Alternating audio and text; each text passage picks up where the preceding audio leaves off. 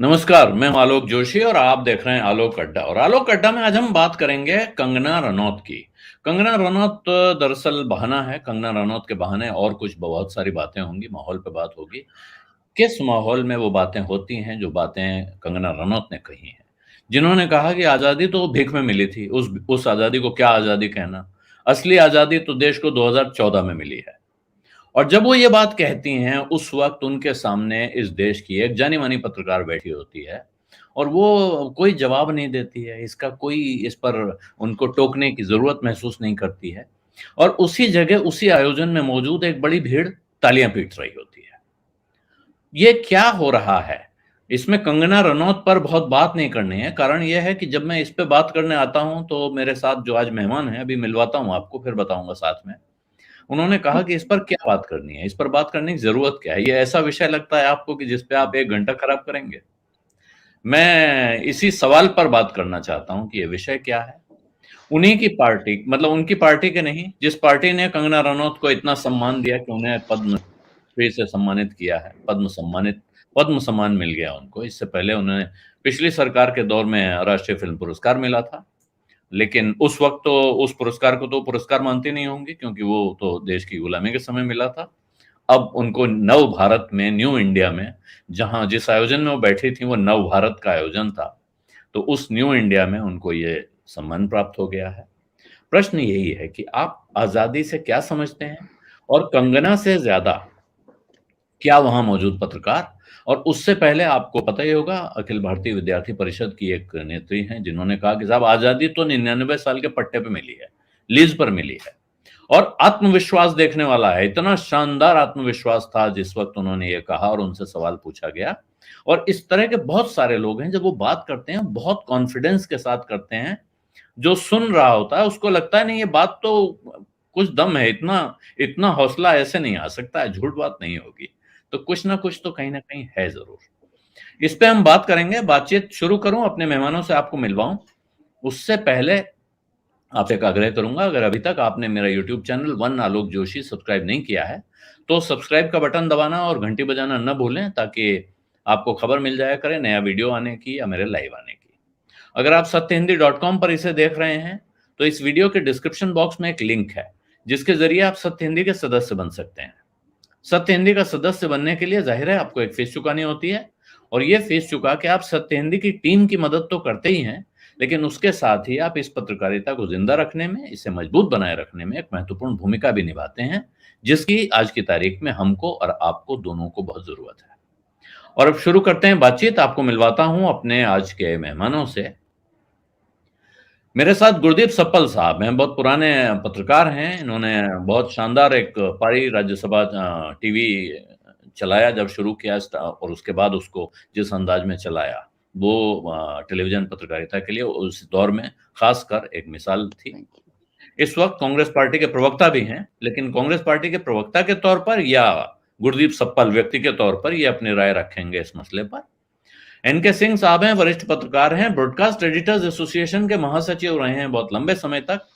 इन्होंने इस विषय पर मुझसे कहा कि भाई इस पर मैं बात करने में मेरी कोई खास दिलचस्पी नहीं है।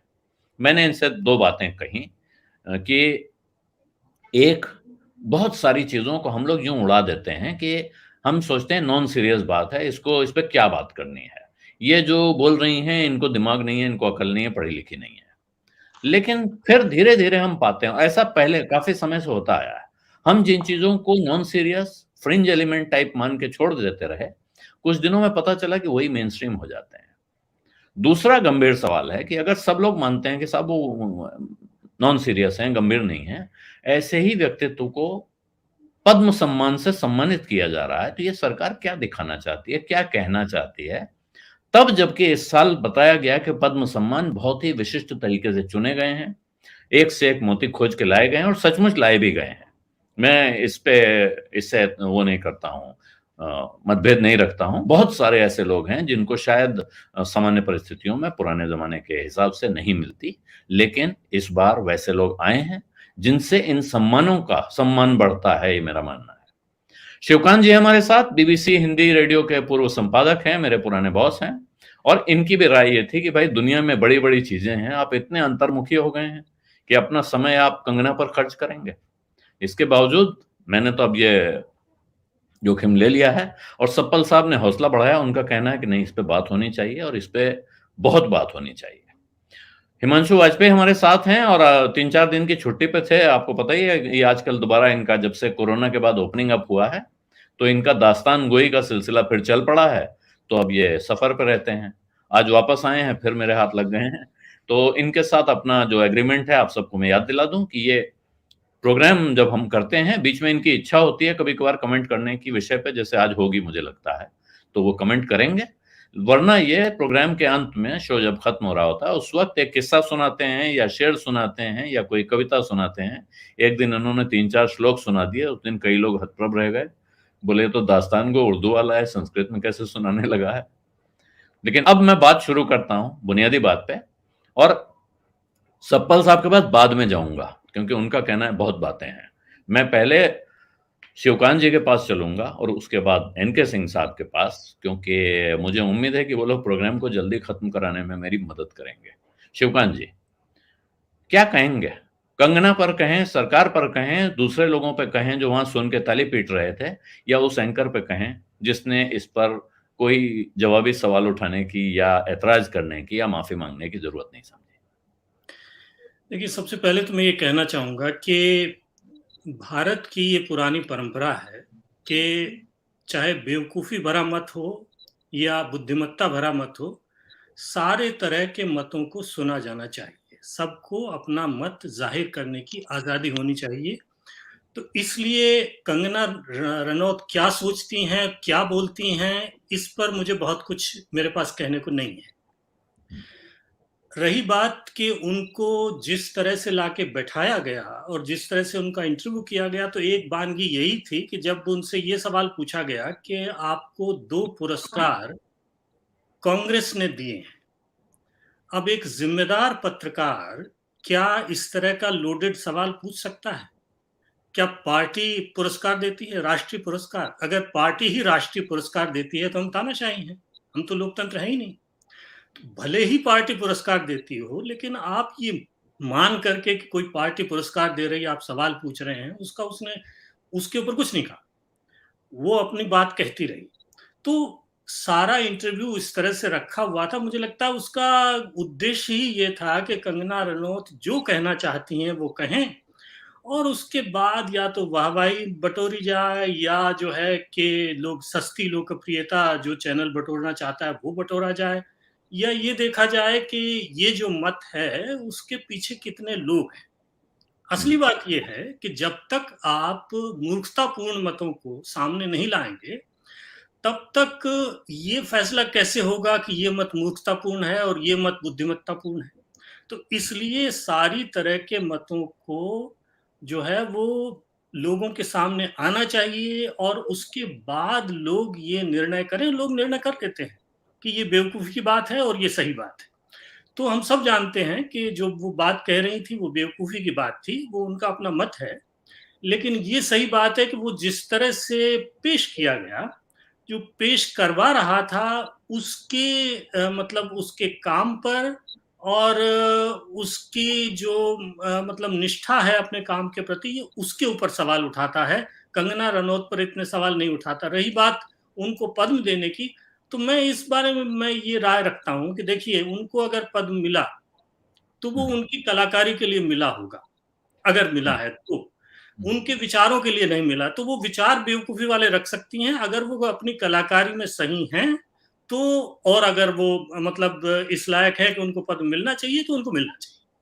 हुँ, तो हमने जो सामान्य लोग हैं, आम लोग हैं, जिन्होंने समाज सेवा के काम किए, उनसे उनके विचार हम नहीं जानते। वो क्या सोचते हैं, ये हम नहीं जानते, तो हमें हमें जानना भी नहीं चाहिए। हुँ, उनको पद्म पुरस्कार एक विशेष काम के लिए मिला है, तो वो एक अलग बात है। हाँ, उनके जो विचार हैं, वो हास्यास्पद हैं और ये कहना कि साहब आज़ादी भीख में मिली थी और मतलब वो सीधा-सीधा ये दिखाना चाह रही थी कि जो गर्मपंथ के लोग थे, जिन्होंने हुँ, 1857 के संग्राम में हिस्सा लिया या जलियांवाला बाग में या उससे पहले जो है जो भगत सिंह या उनके अनुयायी थे या जो गर्मपंथ के दूसरे लोग थे, सुभाष चंद्र बोस वगैरह थे, उनका जो संघर्ष था वही संघर्ष था, बाकी सब तो जो है वो अंग्रेजों के साथ मिले हुए थे। और ये लाइन तो मुस्लिम लीग की हुआ करती थी, या मुस्लिम लीग के लिए कांग्रेस की हुआ करती थी। जो इतिहास बिल्कुल ही नहीं जानता या नहीं जानना चाहता, वो इस तरह की बात करेगा। मुझे भर्तृहरि वाली पंक्ति याद आ रही है, यदा किंचित ग्योहम द्विपैव मदान्धः समभवम्। जब मतलब मैंने कुछ-कुछ जानना शुरू किया, तो ज्ञान मेरे दिमाग में नशे की तरह चढ़ गया और मैं हाथी की तरह मतवाला हो गया। और जैसे-जैसे मैंने जो जानने वाले हैं उनसे जानना शुरू किया, तब बुखार की तरह वो मेरा सारा घमंड उतर गया और मुझे पता चला कि मैं तो कुछ भी नहीं जानता हूँ। तो अभी वो मुझे लगता है हाथी वाली स्थिति में हैं, उन्होंने कुछ-कुछ इधर-उधर फ़िल्में बना कर के जो जाना है वही अपना बोल रही हैं। तो ठीक है, उनको अपनी दुनिया में रहने दीजिए, लेकिन उसको निश्चित रूप से गंभीरता से लिया नहीं जाना चाहिए। लेकिन क्योंकि वो एक लोकप्रिय कलाकार हैं, अदाकारा हैं, इसलिए ये हो सकता है कि उनकी बात बहुत से लोगों को अच्छी लगे और वो जो है कुछ देर के लिए उसके बारे में सोचें। लेकिन मुझे लगता है हर आदमी में इतनी समझ होती है, वो पढ़ लिख करके समझ जाएगा कि ये सब बकवास है। जी। इनके सिंह साहब, मैं आपके पास आऊँ। एक बात मैं यहाँ साफ करूँ, देखिए इस जो कार्यक्रम का मैंने शीर्षक रखा है उसको लेकर बहुत से सवाल उठ सकते हैं कि साहब आप देशद्रोह का कानून लगाने की माँग क्यों कर रहे हैं? मैं खुद व्यक्तिगत तौर पर राजद्रोह के कानून का विरोधी हूँ। मुझे लगता है कि राजद्रोह का कानून खत्म हो जाना चाहिए, इसकी कोई आवश्यकता हमारे देश में नहीं है। लेकिन क्योंकि आज की तारीख में ये राजद्रोह का कानून या यूएपीए बहुत ज़बरदस्त तरीके से किसी के लिए भी इस्तेमाल हो रहा है, तमाम पत्रकारों पर। आपको पता ही होगा, पिछले दिनों यूएपीए लग गया है, उन्होंने त्रिपुरा इज़ बर्निंग लिख दिया था। सोशल मीडिया पर त्रिपुरा इज़ बर्निंग लिखने से आपके ऊपर यूएपीए लग जाता है। ऐसी परिस्थिति में इस तरह का बयान देने वाली अखिल भारतीय विद्यार्थी परिषद की नेत्री हों या कंगना रनौत हों, इनको उसी तराजू से उन्हीं सरकारों की तरफ से इन पर राजद्रोह का मुकदमा, राष्ट्रद्रोह का, देशद्रोह का मुकदमा क्यों नहीं होना चाहिए? और इसके साथ में कंगना रनौत के बराबर की हिस्सेदारी उस संस्थान की या उस एंकर की, जिन्होंने इनको आमंत्रित करके ये जो इन्होंने सुविचार दिए, उसके लिए स्पेस दिया, प्लेटफ़ॉर्म प्रोवाइड किया और उसके बाद उसका प्रचार-प्रसार भी किया जम के। साथ में वहाँ बैठे लोग जो तालियाँ पीट रहे थे। आपने मुझसे अभी पूछा नहीं है जी। सवाल? नहीं, सवाल टिप्पणी करवाना चाहता हूँ आपसे इस पर। तो आज से कुछ साल पहले की बात है, स्पाई कैचर एक किताब आई और स्पाई कैचर जब पूरे दुनिया में प्रचलित हो गई, किसी और कंट्री से वो शाया हुई थी, पूरी दुनिया में प्रचलित हो गई, तो अचानक ब्रिटेन में, और ये लिखा किसने था? MI5 जो डोमेस्टिक इंटेलिजेंस है, MI6 फॉरेन इंटेलिजेंस है वहां का, जैसे कि हमारे यहाँ आईबी है, रॉ है, उसके एक ऑपरेटिव ने लिखा था। उसमें गवर्नमेंट की स्थिति बहुत एक्सपोज हो गई थी, कई ऑपरेशंस ऐसे हुए थे। तो ब्रिटिश पार्लियामेंट में हंगामा हुआ तो वह साहब ये तो बहुत बड़ी वो है, और उसकी वजह से नतीजा ये हुआ, ये आवाज इको कर रही है, नतीजा ये हुआ कि ब्रिटिश पार्लियामेंट में हंगामा हुआ और इस किताब को बैन कर दिया गया। अब जरा सोचिए, पूरी दुनिया में वो आया हो चुकी थी, सब लोग जान गए थे, सब लोग पढ़ चुके थे, और तब वो ब्रिटिश पार्लियामेंट ने डिसाइड किया, गवर्नमेंट ने, कि इसको बैन करना होगा। बड़ी पोजीशन खराब हो रही है। बैन हुई तो मिरर अखबार ने एक वो लिखा फ्रंट पेज पे, you fools, House of Lords के लिए। उस समय हाई कोर्ट का दर्जा था उसका, 2015 में वो चेंज हुआ। तो हाउस ऑफ लॉर्ड्स का वो हाई कोर्ट का स्टेचर था, हाई कोर्ट का फंक्शन था। तो लिखा यू फूल्स, ये इससे वो लिखा कि अरे बेवकूफ आदमी, तुम लोग पागल हो क्या? ये तो ऑलरेडी दुनिया में चली गई है, अब तुम इसको बैन क्या कर रहे हो? तो लोग गए सरकार के पास, हाउस ऑफ लॉर्ड्स के पास, बोले कि अरे साहब ये तो कंटेम्प्ट है। कंटेम्प्ट है तो एक कमिटी बैठी जिसने कि डिसाइड करना था, लॉर्ड्स की कमिटी थी। उसने कहा कि नहीं साहब, इस पे कंटेम्प्ट नहीं हो सकता। वजह बताई उसने कि ये यू फूल्स तो था वो मिरर के एडिटर का ये व्यू है, अखबार का भी हो सकता है हम मूर्ख हों, ये उसका व्यू है। उसने क्रूकेड अगर कहा होता तो टांग देते उसको आज, लेकिन अगर फूल किसी को कह रहा है तो ये उसका व्यू है। तो यहां तक हमने वो आजादी दे रखी है। फूल्स अगर हम किसी को कहते हैं तो वो कंटेम्प्ट नहीं होता, कोर्ट को अगर कहते हैं तो वो कंटेम्प्ट नहीं होता। यहां तक हमने इसको दे रखा है। तो एक फिल्म का कोई व्यक्ति या कोई सड़क का व्यक्ति अगर कुछ कह रहा है तो उसको पूरी आजादी है और हम उसको कतई नहीं रोक सकते। ये केसेस हमारे पास जब आए, सेल्फ रेगुलेशन हम लोग कर रहे थे, तो अक्सर आए कि भाई ये इनकी बायस रिपोर्टिंग है। बायस का मतलब एक साइड। उसमें एक अजीब सा भ्रमद्वंद होता था कि ये उस चैनल का ये एक व्यू हो सकता है, हम उसको कैसे रोक सकते हैं? क्योंकि जैसे आज ही है, आप जो कह रहे हैं, अगर चैनल भी उस पर तस्दीक करता है तो हम उसको नहीं रोक सकते। लेकिन यहां पे मुद्दा क्या है?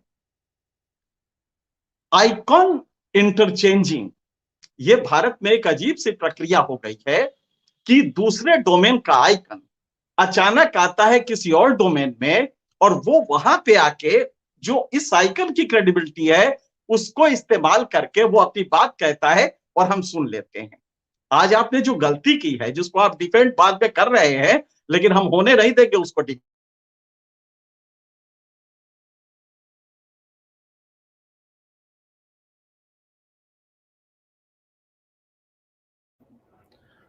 मुझे लग रहा है सिंह साहब का सिग्नल डाउन हो इसको गया वॉइस है। दबाना नहीं कहेंगे ना, अभी चला गया था ये। नहीं, मैंने नहीं दबाया है, आपने खुपा, इसीलिए मैं आवाज आ रही है हमारी? आप कहा कि आप होने नहीं देंगे, वहां से आगे दोबारा बोलें कि मेरी आवाज आ रही है? आप लोग को आवाज आ रही है? अब आ रही है जी, आ रही है आपकी आवाज। अच्छा, तो ये आपने जो किया, आइकॉन एक दूसरे डोमेन का है। आप जरा सोचिए क्या वजह है अंडा तलने की। अंडा कैसे तले, इसको 8 मिलियन लोग देख रहे हैं इस दुनिया में। आप जरा सोचिए, हम एक प्रोग्राम करते हैं, एक लिमिटेड ऑडियंस तक जाता है, एक लिमिटेड व्यूअरशिप उसकी होती है, 1 लाख 2 लाख 5 लाख 10 लाख यही होती है। अंडा तलने में यहाँ पे 8 मिलियन का व्यूअरशिप हो जाती है। ये फिर ये को करने लगा। अच्छा, तो खैर अब हम यहाँ पे आते हैं कि आपने जो किया है आइकॉन मिक्सिंग भारत में, एक तो आइकॉन बिल्डिंग प्रक्रिया ही गलत है, उसको आपने इस प्रोग्राम से एग्जासर्बेट किया है, उसको रफ्तार दी है। कंगना रनौत बहुत अच्छा फिल्म में करती होगी, मुझे तुम्हारी महफिल नहीं देखता, लेकिन बहुत अच्छा करती होगी। पद्मश्री मिला, उस कैटेगरी में मिला, उसमें भी कोई दिक्कत नहीं है। लेकिन कंगना रनौत को हम गांधी पे सुने, कंगना रनौत को भारत आजाद कब हुआ था इस पे सुने, तो ये हम रॉन्ग आइकॉन बिल्डिंग कर रहे हैं।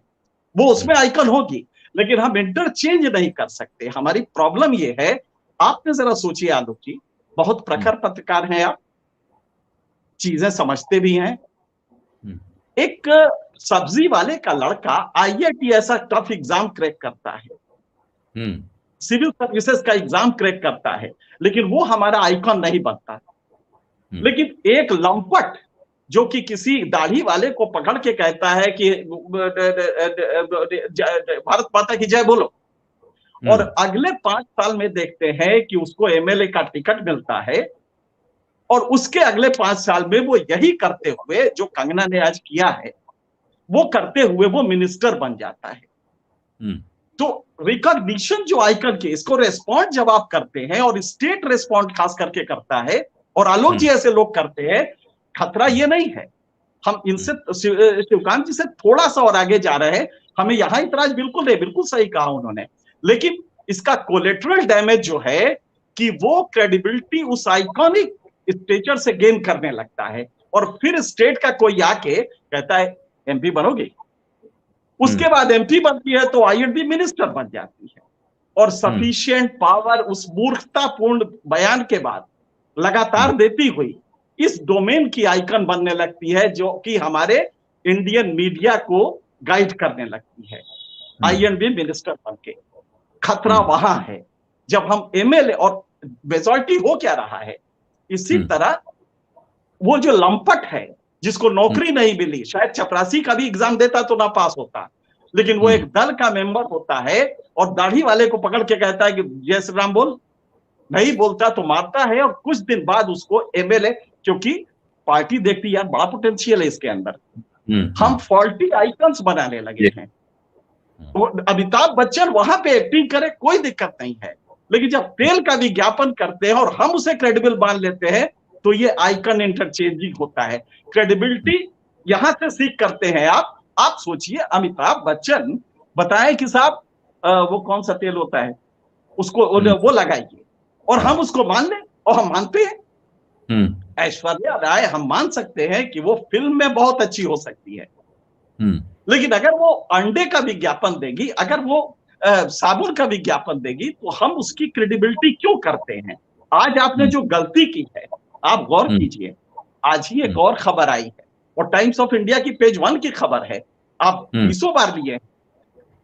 एग्रीकल्चर जो किसान आंदोलन कर रहा है, उस पर पंजाब यूनिवर्सिटी के 2 प्रोफेसर ने door to door survey, mind you by sentence, door to door survey करके 600 किसानों में से, उसमें वेस्टर्न यूपी के थे उनको छोड़ दिया है, उन्होंने पंजाब में और हरियाणा में नहीं गए थे, पंजाब में ही 460 किसानों के घर गए। उनकी लैंड होल्डिंग जानते हैं कितनी है? 2.3 एकड़, नॉट हेक्टेयर। भारत में small and marginal farmer 1 hectare और 2 हेक्टेयर होता है। 2.3 का मतलब 1 हेक्टेयर से भी कम था, और उसमें से कुछ थे जो लैंडलेस थे, वो किराए पे जमीन लेके खेती करते थे, उन्होंने आत्महत्या की है। तो जो ये गवर्नमेंट का स्टॉक एलिगेशन है कि नहीं साहब, ये तो आढ़तियों और कुछ बड़े किसानों का है ये आंदोलन जी। आज जी, फिर सिंह साहब की का सिग्नल ड्रॉप हो रहा है, ये आवाज मैं उनकी नहीं बंद कर रहा हूं, ये तो अब आप लोगों को विश्वास हो गया होगा। मैं लेकिन अब सप्पल साहब के पास चलूंगा। सिंह साहब के कहने का मतलब है कि इतनी कुछ गड़बड़ आपकी तरफ से, सिग्नल में समस्या है कुछ आपकी तरफ से, सीरियस। अच्छा, अब विजुअल भी चला गया अच्छा, है। तो मैं अब मेरा जो सिंह साहब कह रहे हैं कि इतनी महत्वपूर्ण चीजों को छोड़कर आप कंगना रनौत पे बात कर रहे हैं, तो आप बराबर के गुनहगार हैं। मैं कंप्लीट कर लूं। आपको किसान नजर नहीं आया क्योंकि उसमें आपको पढ़ना पड़ता है, उसमें आपको, जबकि आप प्रखर पत्रकार हैं, आपका मतलब हम सबको पढ़ना पड़ता है। हम धीरे से बैठ के कंगना पकड़ लेते हैं, हम भी तो वही कर रहे हैं ना। कंगना को आइकॉनिक स्टेटस हम इस डोमेन में दे रहे हैं जिसमें उसको कॉन्स्टिट्यूशन का सी नहीं मालूम है, भारत की स्वतंत्रता का सा नहीं मालूम है, आजादी के बारे में क्या ट्रेवल्स रहे हैं, तकलीफें रही हैं, किस तरह से वो आजादी, क्या क्या नेगोशिएट, क्या सेक्रीफाइस हुए, हम कंगना से सीखने जाएंगे। लेकिन आपने भी वही ब्लंडर किया, हालांकि बाद में उसको सुधार रहे हैं, लेकिन किसान आपको इस समय नहीं समझ में आ रहा है। आपको एनएचएफएस का जरा सोचिए, एनएचएफएस 5th राउंड आ गया, 5th राउंड का 2nd पार्ट भी आ गया, 1st पार्ट तो आया था नवंबर में। कितनी बार आपने उस पे किया है? ये हमारी अपनी मेंटल बैंकरप्सी है कि हम किसी कंगना को लेके, और कंगना वहां पहुंची कैसे है, ये हमारे आपकी ही गलती है कि हमने कंगना नाम की है कोई, हम उसको इस डोमेन में कैसे रिकॉग्निशन देंगे? जिंदगी पढ़ते पढ़ते हमारी बीत गई, इनकी शिवकांत की बीत गई, हम सब लोग उसी डोमेन के हैं, आप हैं उसमें, और कंगना से हम सीखेंगे कि क्या, और उसमें हम डिस्कस करेंगे। तो हमने इसको आइकॉनिक स्टेटस दे दिया, अब ये एमपी बनेगी, क्योंकि ऐसा नूर कहां मिलेगा बीजेपी को, ये हीरा है और मीडिया उसको ले रहा है। तो आप भी वही ब्लंडर कर रहे हैं जो कि वो कर रहा है। आज आप गाली देके कर रहे हैं, आप मतलब उसकी क्रिटिसाइज करके कर रहे हैं, वो उसको खैर मकदम करके कर रही है, इतना ही तो अंतर है ना। आइकॉनिक स्टेटस तो आप दे रहे हैं, और उस डोमेन में जिसका अल्फाबेट भी कंगना नाम की लड़की को नहीं मालूम है। तो मुझे ऐतराज इस पे था, आज जब हमने आपसे डिस्कस किया तो ऐतराज इस बात पे है। खैर नहीं बिल्कुल सही है, और मैं इस ब्लंडर के लिए आप कह रहे हैं, मैं उसको स्वीकार करता हूं, लेकिन ये भी वेरी गुड, बहुत बढ़िया, बहुत बढ़िया, थैंक यू वेरी मच कि आप में ये उदारता है कि आपने मान लिया है। नहीं तो बिल्कुल, हर रोज हर रोज हमें इस दुविधा से गुजरना होता है कि आज ये विषय हैं, इनमें से किस पे बात करें। लेकिन फिर मैंने जो पहले बात कही, मैं शिवकांत जी आपका वापस आऊंगा, क्योंकि अभी सप्पल साहब की बात नहीं हुई है, और हिमांशु भी बहुत जोर जोर से सिर हिला रहे थे, इसका मतलब है कि आज वो बीच में कुछ बोलने जा रहे हैं। मैं सिर्फ इतनी बात कर रहा हूं कि रोज ये दुविधा रहती है कि आप किस किस विषय पे बात करें, और उनमें से एक चुनना होता है। और हर रोज, जैसा मैंने पहले कहा, कई बार हम इन चीजों को फ्रिवलस समझ के छोड़ देते हैं, एक बार, दो बार, तीन बार, अक्सर छोड़ देते हैं। कंगना रनौत के छोड़ने की वजह ये है, आप दोनों ने बात कही कि साहब एक्टिंग के नाते उनको पद्मश्री मिला तो उसके लिए कोई दिक्कत नहीं है, उसके लिए मिल ठीक है। मुझे ऐसा लगता है कि एक्टिंग के नाते उनको पद्मश्री नहीं मिला है। उनको पद्मश्री मिलने की वजह भी उनके इस तरह के पुराने बयान हैं, जैसा बयान उन्होंने ताजा दिया है जिसपे हम बात कर रहे हैं, और जो आइकॉनिक स्ट्रक्चर या उनको जो आइकन इंटरचेंज का मामला है, वो तो ये सरकार या पिछली सरकारें ये करती रही हैं। वो ऐसे आइकॉन ढूंढती रहती हैं जिनको लाकर पैराट्रूपिंग कराई जाए, पैराड्रॉप किया जाए और उनका इस्तेमाल किया जा सके। सप्पल साहब, अब मैं आपके पास आता हूं क्योंकि आप इस गुनाह में मेरे साथ बराबर के भागीदार हैं कि हम आज कंगना पे बात कर रहे हैं। तो आप बताइए कि क्यों हमें कंगना पे बात करनी है, और सिर्फ ये कहने के बजाय कि कंगना ने ये गलत किया, कंगना ने गलत किया, तो मैं भी ये जो सिंह साहब की बात से 100% सहमत हूं कि कंगना ने कुछ कहा, उस पे कंगना को कुछ पता नहीं है, उनको कल्चर का सी नहीं मालूम है, उन्हें हिस्ट्री का एच नहीं मालूम है, तो वो जो कहती हैं उसका कोई अर्थ नहीं है। फिर हमें इस पे क्यों बात करनी है और क्यों डिबेट करनी है? आलोक जी, मैं इस बात से कतई सहमत नहीं हूं कि कंगना ने कोई मूर्खतापूर्ण बात की है। पहली बात, जो शिवकांत जी ने भी बोला और एनके सिंह जी ने भी बोला कि ये मूर्खतापूर्ण बात है, मैं इससे डिसएग्री करता हूं। ये मूर्खतापूर्ण बात उसने नहीं कही है, और क्यों, मैं उस पर आता हूं। मैं ये भी डिसएग्री करता हूं कि वो सिर्फ कंगना ने कही है। मैं आपके शो में आने से पहले अभी एक टीवी शो पे था, उसमें एक प्रवक्ता बीजेपी के थे, एक प्रवक्ता आरएसएस के थे। आमतौर पर अगर भारत की आजादी को भीख में मिली है हमें, और स्वाधीनता सेनानियों को अगर आप बदनाम करते हैं, तो उसकी निंदा करने में 2 सेकंड किसी को भी लगना चाहिए। लेकिन आधे घंटे के शो में लगातार बोलने के बाद एक शब्द की निंदा नहीं की, ना बीजेपी के प्रवक्ता ने, ना आरएसएस के प्रवक्ता ने। तो इसको कंगना का सिर्फ बयान नहीं माना जाना चाहिए। इसके पहले एबीवीपी की प्रवक्ता इसी लाइन पे बोली, और आज भी वो डिफेंड पूरी पार्टी कर रही है। तो उसको कंगना नाम की एक हीरोइन, जो अच्छी हीरोइन है, जिसको मैं भी अच्छी हीरोइन मानता हूं, कि निजी विचार मानना गलत है। हमको ये देखना पड़ेगा कि विचार आया कहां से और क्यों आया। उसने बोला वो गौण है, वो गौण बात है। मुझे नहीं लगता कि एनके सिंह जी ने उसका पूरा बयान देखा था। अगर देखा हो तो शायद मेरी बात से एग्री करते। उसने बोला क्या कल, उसने जो वायरल हुआ है वो 27 सेकंड का एक चंक वायरल हुआ है। अगर आप उसकी पूरी बात सुनते हैं, वो बड़ी महत्वपूर्ण है। वो उसका ये कहना है कि 1857 के बाद ब्रिटिशर्स ने हमारे आजादी के आंदोलन को जब कुचल दिया, तो उसके बाद वो भारतीयों के पीछे हाथ धोकर पड़ गए। मैं हिंदी में बोल रहा हूं, उसने अंग्रेजी में बोला है, और हर जगह भारत को उन्होंने कुचलने की ठान ली। इसी सिलसिले में जलियांवाला बाग हुआ, इसी सिलसिले में अकाल बंगाल का हुआ, ताकि भारतीय उठ ना पाए। उसने कहा शी वेंट फॉर इंडियंस, और हमें भूखे मार दिया, ये उसने बोला। और ये बोला कि जब आपसे सब कुछ छीन लिया जाता है, तो आप केवल वापस लड़ना चाहते हैं, और इसलिए ये साइकोलॉजिकली ठीक है। हर भारतीय ब्रिटिशर से लड़ना चाहता था, यहां तक उसने बात बोली। और ब्रिटिशर्स को ये एहसास हो गया था कि अब इस लड़ाई में बहुत खून बहेगा, इसलिए उन्होंने तय किया कि उनका खून ना बहे, किसी भारतीय का ही खून बहे। और किसी दूसरे भारतीय का खून बहाने के लिए उन्होंने अपने एलाइड भारतीय ढूंढ लिए। यहां तक उसने ये बात बोली। इस इंटरप्रिटेशन को नॉर्मली कोई भी गलत आमतौर पे नहीं बोलेगा कि ब्रिटिशर्स के खिलाफ भारतीय लड़ना चाहते थे। ब्रिटिशर्स ने अपने एलाइज ढूंढे, और उन एलाइज को यूज करके दूसरे भारतीयों का खून बहाया, अपने को बचा लिया। जो आपत्तिजनक बात उसकी आई, वो इसके बाद आई। उसने कहा वो जो ब्रिटिशर्स के एलाइज थे, वो लिबरल्स थे, जिनको हम कांग्रेसी बोलते हैं, और जिनको उन्होंने भीख में आजादी दे दी।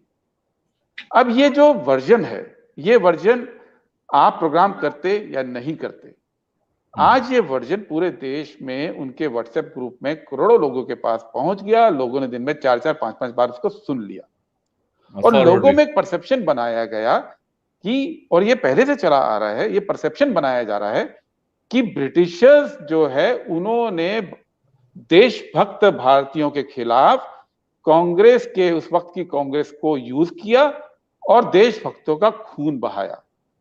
अब कंगना को यहीं तक पढ़ाया गया, जिस भी शाखा से, जिस भी व्हाट्सएप ग्रुप से उनको जानकारी मिलती है, जो उन्होंने कहा मैं रिसर्च करती हूं, इसलिए कंगना इंपॉर्टेंट नहीं है। उनको ये नहीं बताया गया कभी भी कि ये जो भारतीय के, जो अंग्रेजों ने एलाई ढूंढे थे वो कौन थे। उनको ये नहीं बताया गया, और भारत के लोगों को आज ये भुलाने की कोशिश की जा रही है कि जब भारत छोड़ो आंदोलन का नारा दिया गया और सारी सरकारों से कांग्रेस ने इस्तीफा दिया, लोगों ने अपनी सरकारी नौकरियों से इस्तीफा दिया, जो लोग आजादी के दीवाने थे, उस वक्त सावरकर ने खड़े होकर यह कहा कि हमें ब्रिटिश फौज में भर्ती करनी है। ये कंगना को नहीं बताया गया कि सावरकर ने पूरा नारा दिया, स्टिक टू योर पोस्ट, अपनी पोस्टों से चिपके रहिए, और सावरकर ने बाकायदा भर्ती की, और भर्ती की ही नहीं, हिंदू महासभा के मदुरई सम्मेलन में उन्होंने ये बात रिपोर्ट रखी कि हमने ब्रिटिश सेना में 1 लाख लोग भर्ती किए। और ये क्यों मैं बोलता हूं इंपॉर्टेंट बात है, क्योंकि ये जो ब्रिटिश सेना में लोग भर्ती किए गए थे, जो भारतीय भर्ती किए गए थे, वही लोग आजाद हिंद फौज के खिलाफ भी लड़े थे। वो वर्ल्ड वॉर II में तो लड़े थे, वो जवाहरलाल नेहरू की आजाद हिंद फौज के खिलाफ भी लड़े थे, और उन शहीदों को के खून में इनके हाथ रंगे हुए हैं। ये बात कि ब्रिटिश के एलाइज कौन थे, वो कांग्रेस नहीं थी, वो हिंदू महासभा के लोग थे, जिनको सावरकर ने ब्रिटिश सेना में भर्ती करवाया और जो आजाद हिंद फौज के खिलाफ भी लड़े।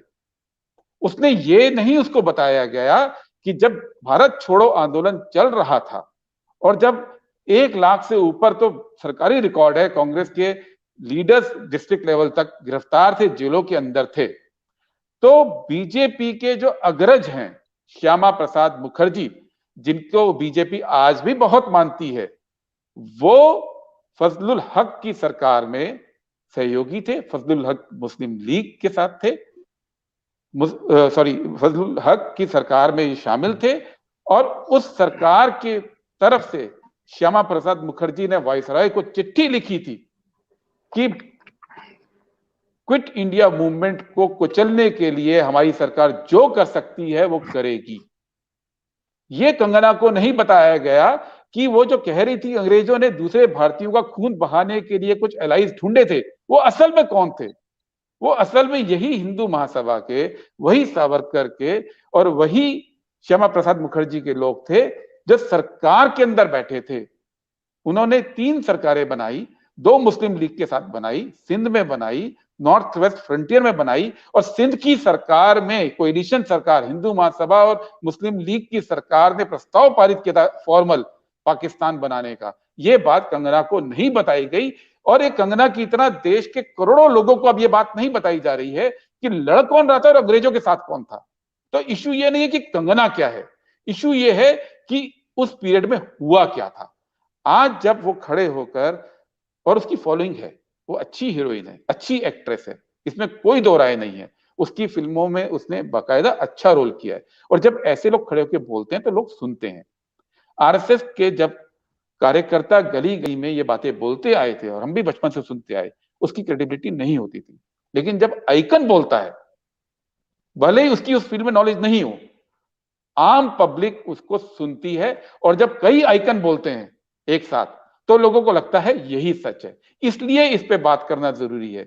इस पे बात करना इसलिए जरूरी नहीं है कि कंगना ने कोई देशद्रोह की बात कही है, उसको अधिकार है, जिसको हम मूर्खतापूर्ण बात कह सकते हैं, मैं मान लेता हूं, उसको हर वो बात कहने का अधिकार है। सवाल यह है कि सही बात कहने की जिम्मेदारी किसकी है। ये बात देश को बताने की जिम्मेदारी किसकी है कि भारत की आजादी लीज पर नहीं है। ये बात किसकी है जरूरत बताने की कि यही आरएसएस, जिसने आज पूरा राष्ट्रवाद को ओढ़ लिया, भारतीयता का पूरा अपना पूरा एप्रोप्रिएट कर लिया, वो 2002 तक अपने हेडक्वार्टर के अंदर तिरंगा नहीं फहराती थी। ये बात तो कोई बताएगा देश को। और इसलिए नहीं फहराती थी कि वो भूल गए थे। आजादी के आंदोलन में 1931 में जब कांग्रेस का अधिवेशन हुआ था, तब सरदार पटेल ने सबको बोला, पूरे देश के अंदर अपील की कि आप तिरंगा फहराइए। तो हेगड़ेवार जो सरसंघ चालक थे, उन्होंने ये निर्देश दिया कि नहीं, आरएसएस का कार्यकर्ता भगवा झंडा फहराएगा, और वो निर्देश 2002 तक चला, जब नागपुर में 3 लोगों ने वहां पे जबरदस्ती झंडा फहराया 26 जनवरी 2001 को। तब वो मामला, वो गिरफ्तार हुए और वो नागपुर कोर्ट में उन पे मुकदमा चला उन 3 लोगों पे, और जब वो मुकदमे में जीत गए, तब 26 जनवरी 2002 में उन्होंने तिरंगे को अपनाया। आज इतने निकट के इतिहास को भी अगर हम नहीं दोहराएंगे तो इतिहास वही चलेगा जो कंगना ने बोला है, इतिहास वही चलेगा जो बीजेपी की स्पोक्स पर्सन ने बोला है, और वो इतिहास कहीं लिखा जा रहा है। इसलिए आज बीजेपी का कोई प्रवक्ता, आप कितना भी फोर्स कीजिए, आरएसएस का कोई भी प्रवक्ता इसकी निंदा नहीं करेगा, क्योंकि वो प्रसन्न है कि जो इतिहास कहीं और बैठ के रीराइट किया जा रहा है, वो इतिहास आज पब्लिक के अंदर पहुंच रहा है। इसलिए कंगना पे बात करना जरूरी था। कंगना ने बात बोली, किसी एंकर ने उसको नहीं टोका, ये इंपॉर्टेंट नहीं है। इंपॉर्टेंट ये है कि आजादी की लड़ाई में जो लोग लड़े, आज उनको जरखरीद पिट्ठू बताया जा रहा है, और जो लोग साथ थे अंग्रेजों के और डिक्लेयर्ड रूप से साथ थे, डॉक्यूमेंट, उस समय के अखबार, आज इंटरनेट पे आर्काइव सर्च कीजिए, मौजूद है, सब फ्रीली मौजूद है।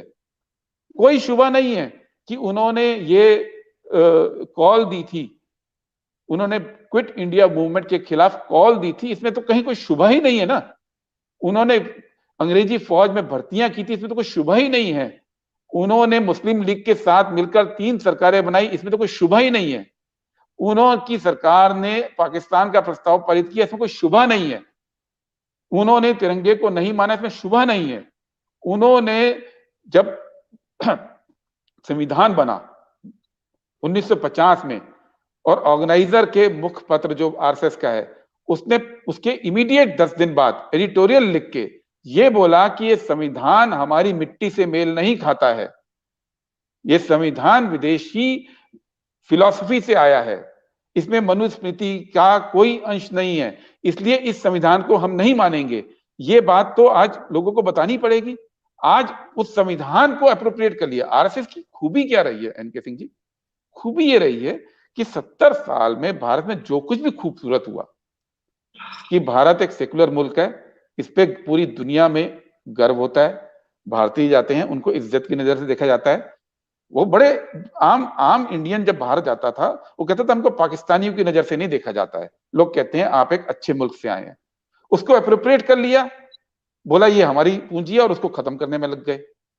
भारत के लोगों की एक पहचान पूरी दुनिया में बनी कि भारतीय पढ़े लिखे होते हैं, इंजीनियर होते हैं, डॉक्टर होते हैं, साइंटिस्ट होते हैं, यहाँ पे साइंटिफिक टेम्पर है, यहाँ की पढ़ाई अच्छी है, उस पर गर्व कराया। सत्ता में आए और आज क्या है, पूरी की पूरी बहस गाय गोबर गोमूत्र पे लाकर सिमेट दी है। आज आप उस ज्ञान को, हर उस बात को जिसपे कि गर्व होना चाहिए था, उसको अप्रोप्रिएट किया और फिर उसको खत्म करने में लगे हैं। यही बात आजादी के आंदोलन से भी जुड़ी है, इसीलिए इस पे बात करना जरूरी है। इस बात को अगर आप दरकिनार करेंगे तो कुछ दिनों के अंदर ये बात आम लोग बोलने लग जाएंगे कि देखिए कांग्रेस तो मिली हुई थी। मैं आपको किस्सा बता दूं एक, उसके बाद अपनी बात खत्म करता हूं। किया जाता है इस तरह की चीजों को कुछ दिनों के बाद सबूत के तौर पे पेश किया जाएगा। अशोक वानखेड़े हमारे साथ जुड़ गए हैं और देर से जुड़े हैं, पूरी बात वो पहले की नहीं सुन पाए हैं, लेकिन उनसे पहले हिमांशु, क्योंकि काफी देर से कोशिश कर रहे थे इंटरव्यू करने की और आज बीच में बोलने की इच्छा रखते हैं, तो उनको भी मौका मिलना चाहिए। हिमांशु, मैं बस, मुझे एक बात कहनी है, सब हमसे बड़े हैं, अनुभवी हैं। मुझे ये लगता है कि ऐसी किसी भी बात पर, किसी भी बयान पर जो इतने पॉपुलर इंसान ने दिया हो, एक्टर्स की जो फॉलोइंग है वो बहुत ही अजीब किस्म की है, इतनी ज्यादा है कि ऐसे हर बयान पर बात होनी चाहिए। तो मैं एनके सिंह सर, मैं उनका बड़ा सम्मान करता हूं, लेकिन यहाँ मैं उनसे असहमत हूं, क्योंकि वो शायद कंगना की फॉलोइंग को या तो नहीं समझ पा रहे हैं, जो उसकी मास में पॉपुलैरिटी है। तो जब कंगना ऐसा बयान देती है उस पर जरूर बात की जानी चाहिए, क्योंकि अगर हम उस पर बात नहीं करेंगे तो ये जो कंगना ने बोला है, ये सिर्फ कंगना नहीं बोल रही है, ये एक नैरेटिव सेट हो जाएगा फिर। और इस बहुत एक बड़ा तबका है जिसमें सत्ता के कुछ लोग हैं जो जिनको ये नैरेटिव सूट करता है, जो इसको मजबूती से फिर आगे बढ़ाएंगे। इसलिए क्योंकि देखिए होता क्या है सर कि जब जिनको हम जो इतिहासकार हैं हमारे या जो पब्लिक इंटेलेक्चुअल्स जिनको हम मानते हैं, उनकी तो रीच बहुत कम है, वो पब्लिक में उस तरह से मासेस में है नहीं। तो ये बात आपकी सही है कि कंगना का कोई दखल नहीं है इतिहास में या राजनीति में या आजादी के आंदोलन पर, वो उसकी विशेषज्ञ नहीं है। लेकिन वो जो बोल रही हैं उनकी बात जा रही है लाखों करोड़ों लोगों तक। और देखिए है क्या कि बड़े चैनल पर बोल रही हैं, उस चैनल की अपनी एक व्यूअरशिप है, यानी कंगना की फॉलोइंग तो एक है और उस चैनल की है।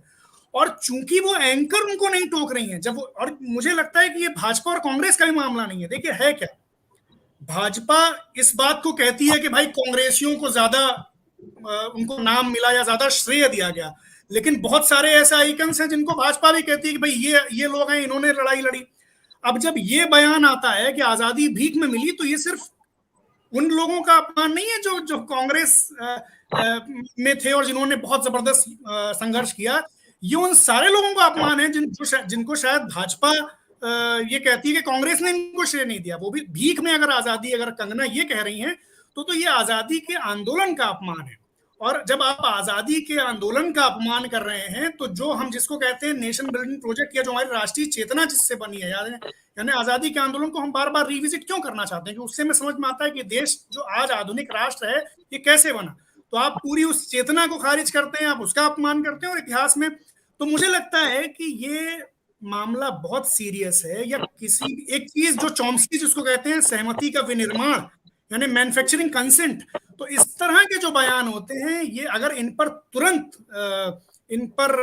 बात नहीं की जाएगी तो धीरे धीरे ये एक इल्यूजन क्रिएट करेंगे कि ये बातें सच हैं। और जैसा कि एक बड़े लेवल पर देखिए होता क्या है कि जब इतने लेवल पर व्हाट्सएप पर इतने बड़े संगठित तौर पर फेक न्यूज चल रही हो, तो फिर हम हमेशा ये उम्मीद नहीं कर सकते कि एक इतिहासकार ही, और अगर इतिहासकार या पब्लिक इंटेलेक्चुअल ये समझ लेंगे कि नहीं ये तो कंगना है, इनकी हैसियत क्या है और ये तो नहीं जानती इतिहास के बारे में और हम नहीं बोलना चाहिए इस पर, तो धीरे धीरे कंगना जैसे लोग ही मेन स्ट्रीम में हो जाएंगे। जो मैं हमेशा जैसे मुशायरों के बारे में या कवि सम्मेलनों के बारे में एक बात होती है कि जो बड़े अच्छे शायर होते हैं, बड़े संजीदा किस्म के कवि होते हैं, वो कहते हैं यार मंच का तो बेकार है। अब मंच को तो आपने छोड़ दिया, तो मंच पे आ कैसे लोग गए? वही चुटकुलेबाज, वही कम्युनल शायरी, वही बेकार की कविता करने वाले लोग आ गए, क्योंकि हमने छोड़ दिया उसको। ये जिम्मेदारी किसकी थी कि हम बताते कि हाँ अच्छी कविता क्या है। तो मेरा ये कहना है कि इस पर पत्रकारों की भी जरूरत है कि वो बात करें, किस्सा गोयों की भी जरूरत है कि वो सही किस्सा सुनाएं, और इसमें हमें मास कम्युनिकेशन जिस तरह से काम करता है उसको भी समझ। ये मामूली लोग नहीं है सर, ये कोई पान की दुकान पे बैठा हुआ कोई एक मोहल्ले का शोधा नहीं है जो आके ये बात कर रहा है कि उसकी बात नहीं जाएगी। कंगना जब बोलती है, और वो बड़ी एक्टर है सर, हमारे वक्त की अच्छी एक्टर है, उसकी एक्टिंग में कोई शक नहीं है, उसकी एक फॉलोइंग है जो उसको, तो हमें लगता है कि उसकी फॉलोइंग को, और प्लस उसने जिस चैनल पे ये बात कही है वो एक बड़ा चैनल है, तो इसके प्रभाव को हमें समझना चाहिए और इस पर तुरंत हमें बात करनी चाहिए। मैं तो इस पक्ष में हूँ, बाकी मैं आगे बात करूंगा। और मैं एक बात और कह दूं कि मेरा जो चैनल है और उस पर हम लगातार अब एक सीरीज कर रहे हैं, आजादी का 75वां साल है, जिसमें हम आजादी के लड़ाकों पर दास्तानें सुना रहे हैं। तो मुझे लगता है कि जो लोग मुझे यहाँ सुन रहे हैं उन्हें वहां जाकर वो दास्तानें सुननी चाहिए कि ये आजादी भीख में नहीं मिली थी। और आगे मैं जब खत्म होगा तो मैं किस्सा भी सुनाऊंगा एक जो इसी से जुड़ा हुआ है। जी हिमांशु बाजपेयी ऑफिशियल आप सब्सक्राइब कर लें और बाकी में आगे। जी हाँ, जो बात आप कह रहे हैं और हमने बात शुरू की थी इस बात से कि इस पे बात नहीं होनी चाहिए। अभी तक एक कमेंट हुआ है और 42 मिनट हो चुके हैं, तो लंबी बातें हो गई हैं। सप्पल साहब ने भी काफी बात की, अशोक वानखेड़े अभी भी जुड़े हैं, लेकिन भाऊ आप बताइए कि क्या हमें इस पे बात नहीं करनी चाहिए? और दूसरा, अगर भारतीय जनता पार्टी पर ये इल्जाम लग रहा है कि वो कंगना जैसे लोगों को बढ़ावा दे रही है, जो सप्पल साहब तो कह रहे हैं भाई एक ऑर्गेनाइज्ड कैंपेन का हिस्सा है, कंगना को तो कुछ दिया गया जो कंगना ने पढ़ दिया, यानी कि इस तरह की पूरी एक विचारधारा को फैलाने का प्रयास हो रहा है, इतिहास को नए सिरे से लिखने का प्रयास हो रहा है। तो एक लाइन बोलना चाहूंगा, उसके पहले एक छोटा सा कमेंट करेंगे। जी सिंह साहब, आप बीएचयू आज से काफी बहुत सारी, इलाहाबाद यूनिवर्सिटी काफी पहले की बात है, वहां पे दिलीप कुमार के हाथ से कन्वोकेशन था और डिग्री बंटवाने की बात हुई। आप ताज्जुब करेंगे, सारे लड़कों ने रिफ्यूज कर दिया कि यार हम किसी एक्टर से लेंगे, किसी स्कॉलर को बुलाओ। ये पब्लिक की कलेक्टिव कॉन्शियसनेस की क्वालिटी नीचे आई है, यही हमारी कमी है। आप लोग उस मर्म को समझ नहीं पाए, ना सप्पल साल समझ पाए, ना हिमांशु समझ पाए। इस पब्लिक के अंडरस्टैंडिंग की क्वालिटी को हमें चेंज करना होगा कि कंगना से कहे कि नहीं डांस तुम अच्छा करती हो, लेकिन आजादी के बारे में हम तुमसे नहीं समझेंगे। करोड़ों इसलिए हो गए हैं कि हमने उसको समझाया नहीं। न कांग्रेस ने 70 साल सब, आज जो कसीदे आप गाड़ रहे हैं कि आपने ये किया, तो 70 साल समझाना। और ये हमारी भी गलती है कि हमने एक गलत आइकन उठा के और आइकन इंटरमिक्स कर दिया, और उसकी क्रेडिबिलिटी वो सीख करके और अब करेगी क्या। हमने कहा ना कि ये प्रोसेस कैसे चलता है, यही काम एक पहलवान भी करेगा जो बाद में गुंडा हो जाता है और वो फिर हिंदू मुस्लिम करने लगता है। आइकन अतीक अहमद बन जाता है, शहाबुद्दीन मुसलमानों का आइकन बन जाता है, सिर्फ इसलिए कि आप उसे प्रश्रय देते हैं। तो इसलिए इस बात को समझिए कि क्वालिटी ऑफ कलेक्टिव कॉन्शियसनेस, वो स्टूडेंट्स रिफ्यूज। और आप जानते हैं दिलीप कुमार को लेकर लोग पागल हुआ करते थे, आज तक उस तरह की फैन फॉलोइंग नहीं हुई है, लेकिन वो रिफ्यूज कर दिए कि ना हम किसी फिल्म वाले से डिग्री लेंगे, डिग्री हम किसी और तब जाके बुलाया गया किसी स्कॉलर को, और तब वो कन्वोकेशन हुआ। यही क्वालिटी ऑफ सोशल अंडरस्टैंडिंग होती है जिसको हमें चेंज करना था, ताकि कंगना को ब्लॉक करके कहें ना ना इस पे नहीं बोलना है। आप ये बताइए कि डांस करती कैसे हैं। यही तो सवाल, ये बिल्कुल आप सही कह रहे हैं, मैं बिल्कुल इससे आपकी राय से इत्तेफाक रखता हूं। लेकिन आज की तारीख में आप यूनिवर्सिटी में कह दीजिए कि कंगना आएंगी कन्वोकेशन में डिग्री बांटने, तो वहां ये हमारी मानसिक दिवालियापन है आलोक जी, कि हम उसको नहीं समझा पा रहे हैं। आपने किसान का मुद्दा नहीं दिया, आज हम बार बार कह रहे हैं ये आप मेंटली बैंक करप्ट है, हम मेंटली बैंक करप्ट है, इसलिए ये नहीं हो पा रहा है। जी हम बिल्कुल हमारे आपका टाइम दिया आपने।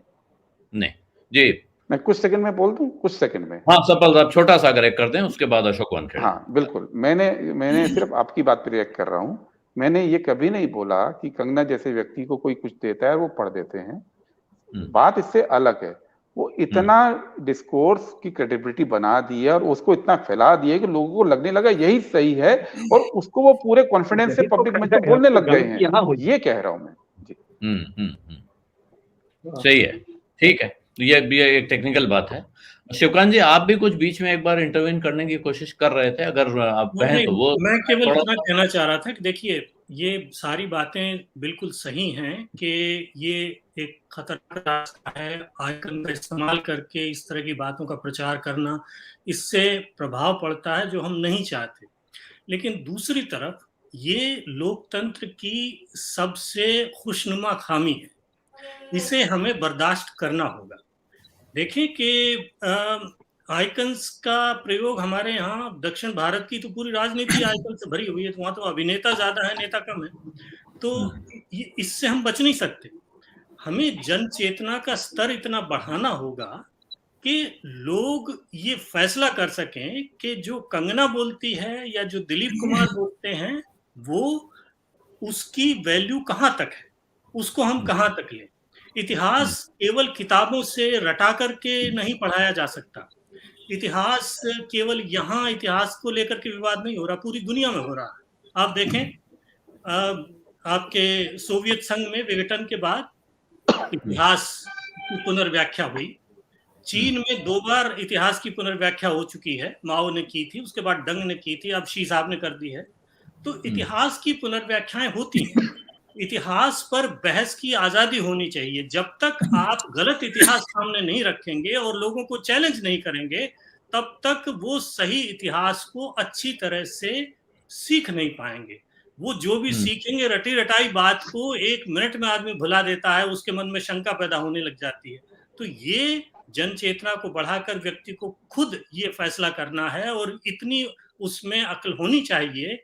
और ये जो है वो सरकार की, हमारी और पूरी पत्रकारिता की सबकी जिम्मेदारी है, बुद्धिजीवियों की जिम्मेदारी है कि ऐसा माहौल क्रिएट करें कि लोग खुद पे ये फैसला कर सकें कि ये जो बात आ रही है ये गलत है और ये जो बात आ रही है ये सही है। इस व्यक्ति की बात इस क्षेत्र में मानने लायक है, इस व्यक्ति की बात इस क्षेत्र में नहीं मानने लायक है। आप विचारों की पुलिसिंग कहाँ तक करेंगे? वो तो हो ही नहीं सकती।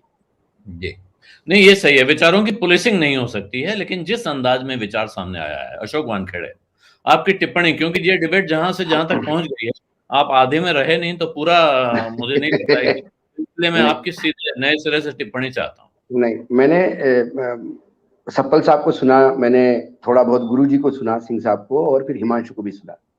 यदि मैं हिमांशु जी की बात मानूं तो फिर हिमांशु जी का जो प्रोग्राम है उसका नाम उनको ये देना पड़ेगा कि आजादी के भिखारी और उनकी कहानियां, क्योंकि कंगना रनावत ने तो शब्द बता ही दिया कि आजादी के लड़ाई वाले सारे भिखारी हैं, भीख में मिला है उनको आजादी। प्रश्न वो नहीं है। मैं आपको दूसरी तरफ ले चलता हूं। आमिर खान ने एक पब्लिक प्लेटफॉर्म में कहा था कि इतना लॉ एंड ऑर्डर सिचुएशन का प्रॉब्लम हो गया है कि एक बार मेरी पत्नी ने कहा कि ये देश अब रहने लायक नहीं रहा। आमिर खान ये बड़े किसी भी पैमाने पे ज्यादा पॉपुलर, ज्यादा बड़े नेता है, ज्यादा बड़े अभिनेता है कंगना से।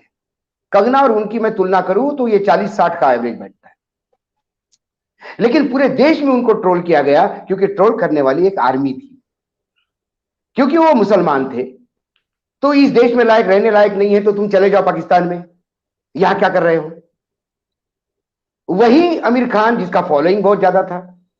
कंगना रनावत कोई ब्यूटी प्रोडक्ट बेच सकती है, राजनीति की विचारधारा इस देश में कंगना रनावत के कहने से तय नहीं होगी। आज हर आदमी, आज मैं एक डिबेट में था जहां फिल्म इंडस्ट्री की एक्ट्रेस थी, कई नई एक्ट्रेस थी, उन्होंने कहा कि हम कंगना के फैन हैं, हम कंगना से सीखते हैं। लेकिन आज जो उन्होंने बोला वो बिल्कुल गलत है, उसे माफी मांग लेनी चाहिए। आज आपने आजादी के तमाम सिपाहियों को गाली दी। मैं इसमें संघ बीजेपी ये भी नहीं मानता, ये चाटुकारिता का एक अंतिम सत्य है इस देश में।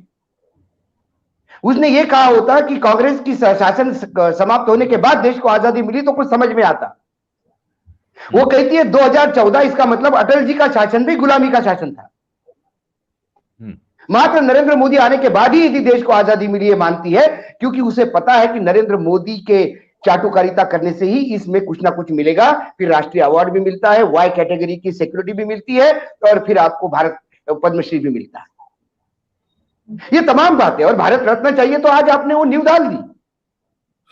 जिस चैनल की बात कर रहे हिमांशु जी की बहुत ज्यादा बड़ा चैनल था, उस चैनल के पत्रकार पीटे भी हैं, लोगों ने दौड़ाया है उन पत्रकारों को, क्योंकि गोदी मीडिया बैठ के कुछ भी सुनाए। हो सकता है उस एंकर को भी पद्मश्री चाहिए होगी, तो उसने भी नहीं टोका, क्योंकि वर्तमान सरकार में बट ही ऐसा रहा है। और जहां तक फिल्म वालों को यूज करना है, दक्षिण भारत में तो था, उत्तर भारत में क्या कांग्रेस ने हेमावती नंदन बहुगुणा जैसे स्टॉलवर्ट के सामने खाई के पान बनारस वाला हो गई आप हो गवा फैसला करके हाथ ऊंचा करके अमिताभ बच्चन को नहीं उतारा था? क्या यह सच्चाई नहीं है इस देश की राजनीति की? तो हमा में सब नंगे हैं। लेकिन फिर भी बात करते समय, चाहे अमिताभ बच्चन हो, इसके पहले विनोद खन्ना रहे हैं, राजेश खन्ना रहे हैं, सुनील दत्त रहे हैं, धर्मेंद्र तक राजनीति में है, अभी वर्तमान में जया बच्चन राजनीति में है, हेमा मालिनी राजनीति में है, लेकिन किसी ने, आप किसी को महिमा मंडित कर सकते हो, किसी को गाली नहीं दे सकते। आप ये कहिए कि नरेंद्र मोदी ने देश को एक नया दर्शन दिया, नए स्थिति पे देश को ले गए। अटल जी ने कहा था पार्लियामेंट में कि लोग मुझे कहते कि ये कहिए कि आज तक कुछ नहीं किया, इस देश में कुछ नहीं हुआ। उन्होंने कहा ऐसा कहने से मैं इस देश के किसानों का, मजदूरों का, इस देश के तमाम नेताओं का अपमान करूंगा, ये मैं नहीं कह सकता। संघ चालक ने जो 3 दिन का यहां भाषण व्याख्यानमाला करी थी, उसमें उन्होंने कहा था कि कांग्रेस के भी बहुत बड़े नेता है कि जिन लोगों ने बहुत अच्छा काम किया और रोल मॉडल रहे इस देश के। कांग्रेस रहित भारत की जो कल्पना थी वो बीजेपी की थी। संघ ने पूना के एक भाषण में उन्होंने कह दिया कांग्रेस रहित भारत हम सोच भी नहीं सकते। उसके बाद बीजेपी ने लाइन तय कर ली कि हम कांग्रेस रहित नहीं, कांग्रेस विचारधारा। कंगना रनावत ये ऐसा एक खुला अनगाइडेड मिसाइल है, क्योंकि उसने सबसे पहले फ्रंट खोला, उसने फ्रंट खोला कांग्रेस जो विकास। एक सेकंड के लिए रोकना चाहता हूं मैं। आपने कहा कि वो अनगाइडेड मिसाइल है या लूज कैनन है, इससे पहले आपने कहा कि इसका बीजेपी आरएसएस से कोई लेना देना नहीं है। फिर क्या वजह है कि किसी भी चैनल पर भारतीय जनता पार्टी का, आरएसएस का कोई भी प्रवक्ता कंगना रनौत के बयान की आलोचना करता, निंदा करता नहीं दिख रहा है? उल्टे वो कंगना रनौत के पक्ष में लोग, मैंने सोचा इस बात को कि भाई मैं कांग्रेस से गुरदीप सिंह सप्पल को बुला रहा हूं, क्या मुझे बीजेपी से भी किसी को बुलाना चाहिए? फिर मैंने सोचा मैं बात बीजेपी और कांग्रेस की तो हो नहीं रही है, बात तो कंगना रनौत के बयान पे हो रही है। अब या तो कंगना रनौत खुद आए, मैं भारतीय जनता पार्टी के प्रवक्ता को कंगना का प्रवक्ता मानकर कैसे बुला लूं, लेकिन तमाम चैनलों ने बुलाया और वहां वो लोग कंगना के प्रवक्ता की भूमिका निभा रहे हैं। इसको आप क्या कहेंगे? इसका कारण है आलोक जी, क्योंकि कंगना ने 2014 का उल्लेख किया। 2014 के बाद आजादी मिली, उसने आजादी देने वाले महापुरुष, महाविकास का जो द्योतक है वो नरेंद्र मोदी बताया। अब यदि नरेंद्र मोदी बताया तो आप क्या कर सकते हो? सत्यपाल मलिक रोज गाली दे रहा है सरकार को, लेकिन बाद में ये भी कहता है कि वो नरेंद्र मोदी पे मेरा बड़ा विश्वास है। आज भी नरेंद्र मोदी को मैं मानता हूं कि वो कुछ करेंगे। तो एक लाइन जोड़ के आप एक इम्यूनिटी लेते हो। अब जिसने 2014 में आने के बाद मतलब नरेंद्र मोदी को आजादी का ध्वजवाहक कहा है, कौन कहेगा कि वो गलत बोल रही है? कौन अडवाणी अटल जी को डिफेंड करेगा? ये चले गए हैं। अब सत्ता किसकी है? क्या ये भारतीय जनता पार्टी की? हम वो बात करते हैं कि जो खुचाबू ठाकरे की थी, जहां कलेक्टिव रिस्पॉन्सिबिलिटी थी और लोग एक दूसरे के बोला करते थे। वो नेशनल एग्जीक्यूटिव नागपुर में हुई, सुषमा स्वराज ने फ्रंट खोल दिया सरकार के खिलाफ और सरकार को पानी पानी कर दिया। अटल जी की सरकार थी, प्रधानमंत्री थे। वो बीजेपी थोड़ी है। आज कैबिनेट में कव्वाली बैठते हैं, मैंने कई बार कहा। शास्त्रीय संगीत में पीछे तंबोरा लेने वाला उतना ही ताकत का गायक हो जाता है और मुख्य गायक की सांस उखड़ती है तो वो आवाज खींचता है और कव्वाली में सिर्फ ताली बजाने वाले होते हैं। हमारे यहां कव्वाल है कैबिनेट मंत्री, सिर्फ पीछे ताली बजाते हैं। कोई कैबिनेट मंत्री बोलने के लिए तैयार है? कोई नहीं बोलने को तैयार है। किस लिए बोलेंगे? क्या कंगना रनावत का अकेला स्टेटमेंट ही है जिसपे बीजेपी को रिएक्ट करना था? क्या इस देश में जो लगातार किसान मर रहे, किसान को रोन दिया गया, किस बीजेपी के नेता ने कहा कि यह गलत हुआ? चाइना अंदर घुसता है, लगातार आपको विपक्ष मना करता है कि चाइना घुस रहा है, सरकार झूठ पे झूठ बोलती है। कौन बोलता है? 5 साल की बरसी मनाई है नोटबंदी की, किस बीजेपी वाले ने कहा कि यह गलत है? नरेंद्र मोदी को गलत कहने के लिए कौन आगे आएगा? क्योंकि उनके सामने सब बौने हैं। जो बोलने वाले थे वो मार्गदर्शन मंडल में भेज दिए गए और जो चाटुकार है उनको जगह मिली है। तो वो चाटुकारों को जब जगह मिलती है तो उसमें कंपटीशन है। तेरे से बड़ा चाटुकार मैं।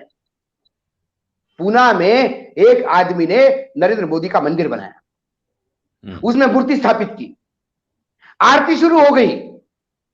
इतने में कांग्रेस के लोग वहां पे प्रसाद चढ़ाने चले गए, क्योंकि ये भगवान बन गए हैं तो हम इनको अर्जी लगाएंगे पेट्रोल की कीमत कम होने दो। ये भगवान हमारी सुनता है कि नहीं देखते हैं। ये जब खबर आ गई तब वो मूर्ति रात को उठाई गई। जब नरेंद्र मोदी की मूर्तियां बनते हैं, और नरेंद्र मोदी स्वयं को भी, मैंने कोई किसी बड़े नेता को सुनते हुए कहा कि उन्होंने कहा कि लोग मुझे भगवान मानते हैं, मैं क्या करूं, मैं बड़ा परेशान हूं। इस बात से वो महिमा मंडित होते हैं। जब वो भगवान का दर्जा प्राप्त होता है तो फिर क्या संघ और क्या बीजेपी और क्या कोई नेता कुछ बोल सकता है? आज पूरी यूपी, पूरे गुजरात की कैबिनेट मुख्यमंत्री के साथ हटा दी। या राम राज्य चल रहा था, किसी ने आवाज की? कहीं से हुंकार आई?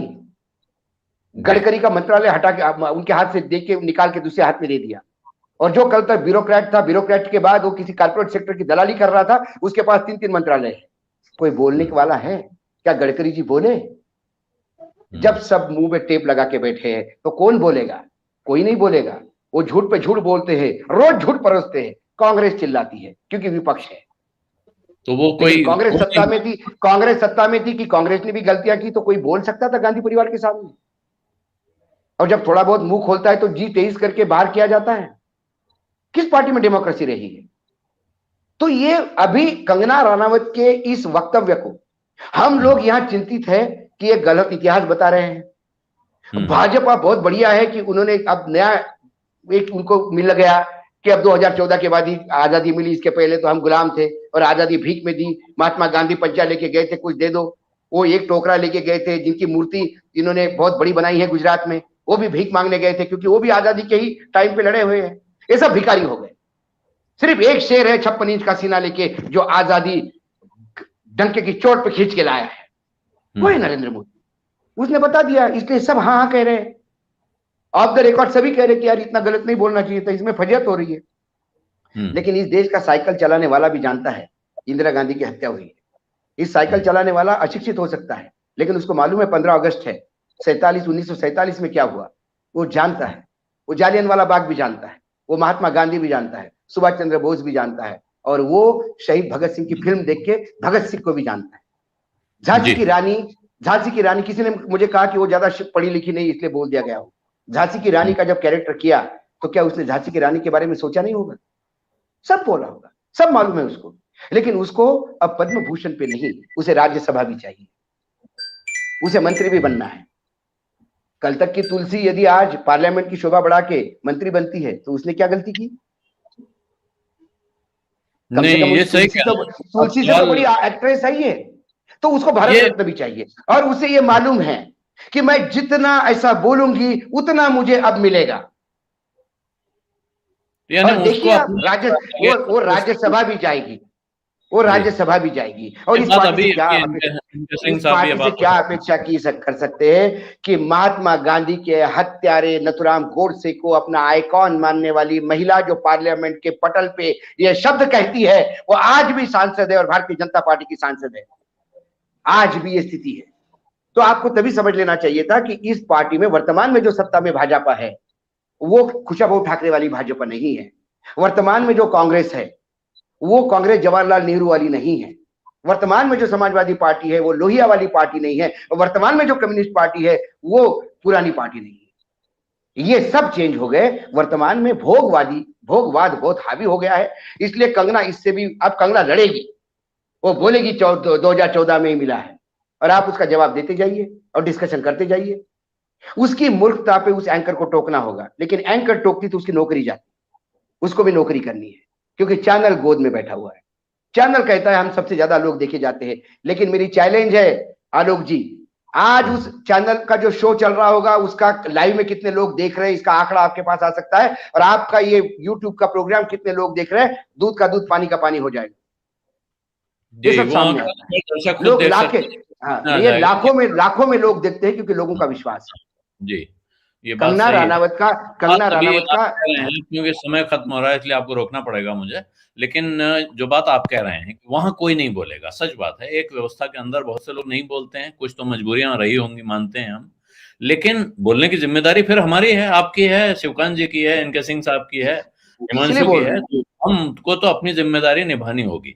और अब क्योंकि वक्त काफी हो गया है, आज ओवर टाइम निकल गए हैं हम, इसके बावजूद हिमांशु का वक्त तो हिमांशु का वक्त है, और उन्होंने पहले बताया कि वो एक खास किस्सा सुनाएंगे। तो अब हिमांशु हो गया, तो मैं किस्सा तो नहीं सुनाऊंगा। मैं एक राम प्रसाद बिस्मिल की एक पसंदीदा नज्म थी जो उन्होंने अपनी आत्मकथा में भी बाद में जब खत्म हो गई आत्मकथा तो दर्ज की थी, और उसको गाते भी थे जब वो पेशी पर जाते थे काकोरी केस में।